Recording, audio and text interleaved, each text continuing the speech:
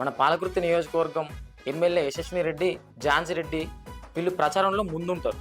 అదే పాలనలో ఎక్కడనో ఎన్నుకుంటారు. ఎందుకంటే వీళ్ళు వచ్చింది ప్రజలకు సేవ చేయడానికి కాదు, ఎర్రబెల్లి దయాకర్ రావు గారి మీద కక్ష సాధించడానికి. ఎందుకంటే ఎలక్షన్ల టైంలో వీళ్ళు ఏడ్చిన వీడియోలు పెట్టి ఫేక్ ప్రచారం చేసి వీళ్ళు అట్లా ప్రజల్ని మోసం చేశారు. 420 హామీలు అంటూ, మీ సొంత మేనిఫెస్టో అంటూ వీళ్ళు అట్లా కూడా ప్రజల్ని మోసం చేశారు.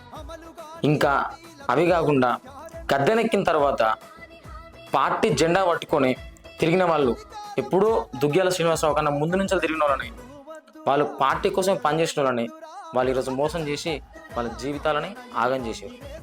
నిన్నటి దాకా దిక్కు దిశ లేని డిజిటల్ పేపర్లో ఎర్రబెల్లి దయాకర్ రావు గారి మీద దుష్ప్రచారం చేశారు. ఇక అవి కూడా సరిపోనట్టు ఏఐ టెక్నాలజీ వాడి ప్రజల్ని మోసం చేయడానికి కొత్త దారి ఎంచుకున్నారు. అదే వీళ్ళని సోషల్ మీడియాలో ప్రశ్నించినందుకు వాళ్ళకి ఫోన్ చేసి వార్నింగ్ ఇచ్చారు. కేసు పెట్టి హైకోర్టు దాకా తీసుకుపోయారు. అదే మరి ఇప్పుడు వీళ్ళు చేసేది ఏంది? వీళ్ళు ఇప్పుడు ఎందుకు చేస్తారో తెలుసా? వచ్చేది స్థానిక ఎన్నికలు. దాంట్లో వీళ్ళకి గెలవము అని క్లారిటీ ఉంది, 100% క్లారిటీ ఉంది.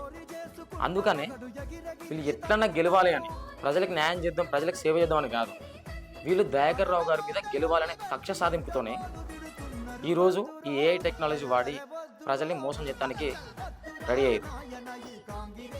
మీరు ప్రజలకు న్యాయం చేసి, ప్రజలకు సేవ చేసి, ప్రజలకి అన్ని పథకాలు అందజేసి మీరు గెలవండి, ఏం కాదు. అంతేగాని ఆల్రెడీ ఓడిపోయిన ఎర్రబెల్లి దయాకర్ రావు గారి మీద దుష్ప్రచారం చేస్తే మీకు వచ్చేది ఏముంది? ఆల్రెడీ అధికారం మీదే, పాలకృతిలో మీద అధికారమైనా కూడా ఓడిపోయిన వాళ్ళ దగ్గరికి పోయి, ఎర్రబెల్లి దయాకర్ రావు గారి దగ్గరికి పోయి ప్రజలందరూ పోయి వాళ్ళ సమస్యలు, వాళ్ళ ప్రాబ్లమ్స్ అన్ని ఎర్రబెల్లి దయాకర్ రావు గారి దగ్గరికి పోయి తెలుసుకుంటారు. ఈరోజు ఎర్రబెల్లి దయాకర్ రావు గారి ఇంటి ముందు దగ్గర 30 నుంచి 40 మంది ఉంటారు రోజు. ఒక దగ్గర 30-40 మంది, 50 మంది దాకా కూడా ఉంటారు ఒక్క రోజుకే. మరి మీరు అధికారం ఉన్నారు కదా, మీ ఇంటికి ఒక్కరు కూడా వచ్చి ఉండట్లేదు. ఎందుకు? మిమ్మల్ని నమ్ముకుంటే వాళ్ళకి న్యాయం జరగదని వాళ్ళకి క్లారిటీ ఉంది.